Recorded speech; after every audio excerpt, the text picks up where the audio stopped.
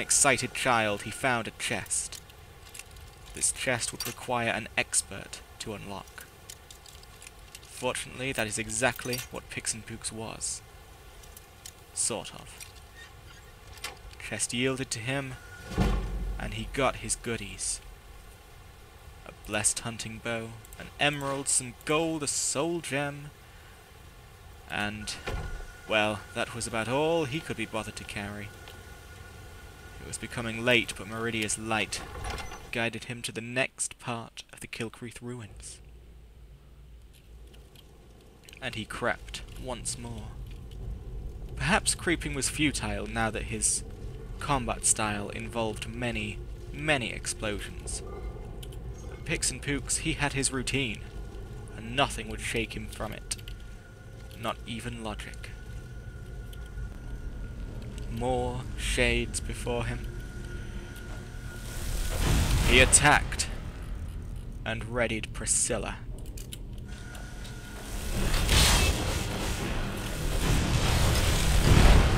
The shades dodged his first attack, but he could provide all the attacks needed for a balanced breakfast. The next shade stood no chance, especially not now that it was alone. It staggered helplessly and collapsed into a pile of ghostly goo.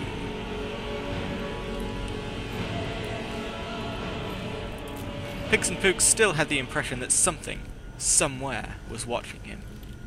It could just as easily have been Priscilla, however. No. He felt himself somehow becoming better at sneaking. Therefore there must have been an enemy. He saw it out of the corner of his eye, stalking the greater heights of the room. But so long as it had not noticed him, he didn't really care where it was or what it did. There was a gold piece upon a plate.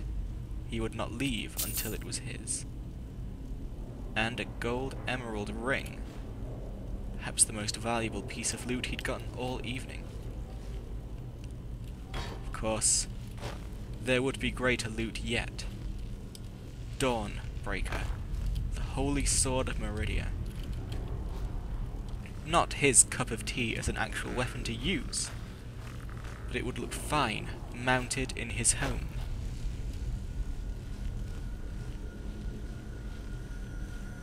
He found the stairway to the higher part of the room and sort of hopped over to it, making his sneaking even more useless. But a routine is a routine. And potions are potions. And a door is a door, and they all require keys. He activated the next pedestal of Meridia. The door opened. He wasn't sure what he would find here.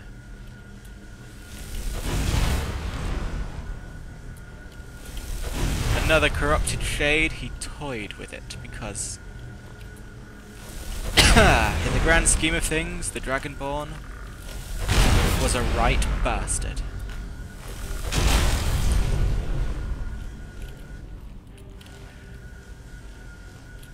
He checked his map. He had the sinking feeling he was going the right way, which was just not his style. He hopped back to the room before, hopped back down to the bottom to check the door. Still required a key. It would seem that the right way is the only way. And so he happily hopped back into the room because he was crazy.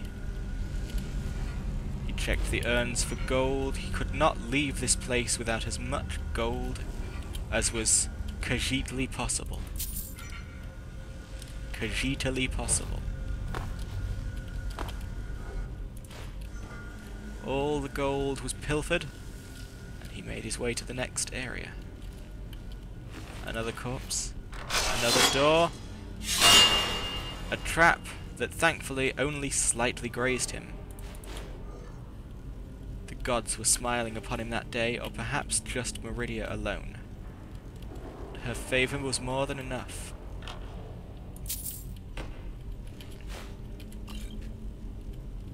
With his loot taken, he returned back onto his path. Another chest.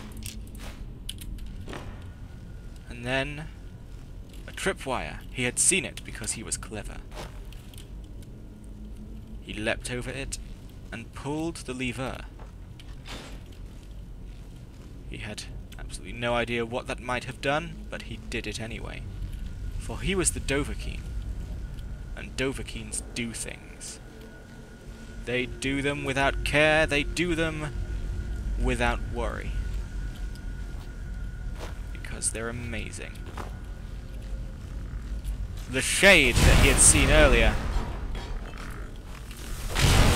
stood absolutely no chance, because it was a stupid shade made of stupid head.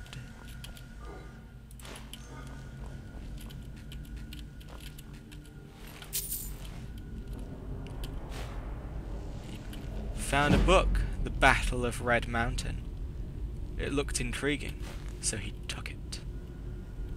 He took it like a gold thief would take gold, or a bread thief would take bread.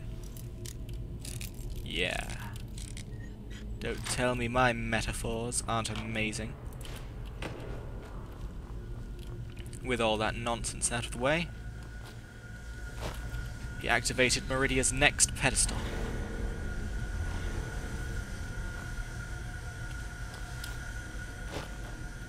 The door before him had opened, and he found himself suddenly confused. But yes, just as he had thought, this door had opened too.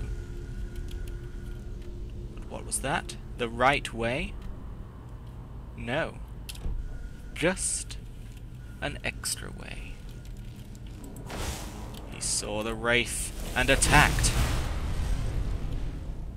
And again, and again, and again, and again.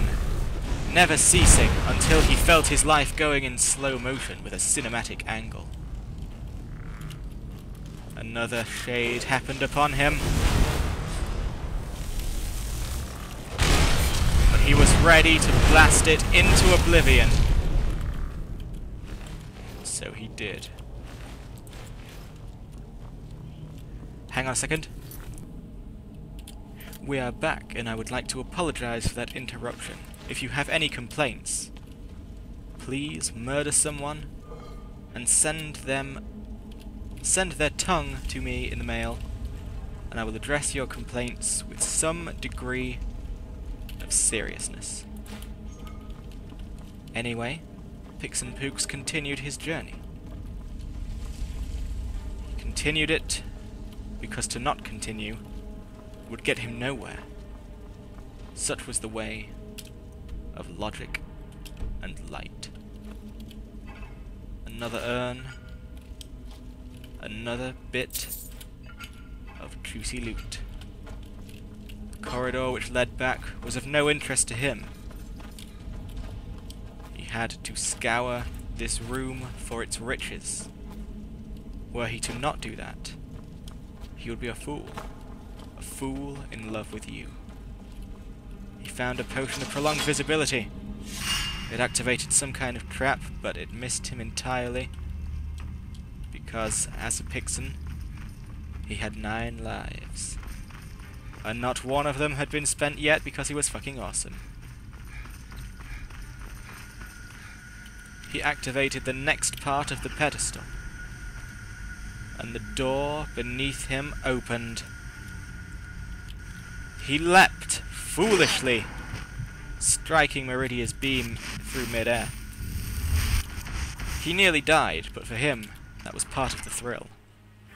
He was insane, well and truly by this point. Having to fight Alduin would do that to a man.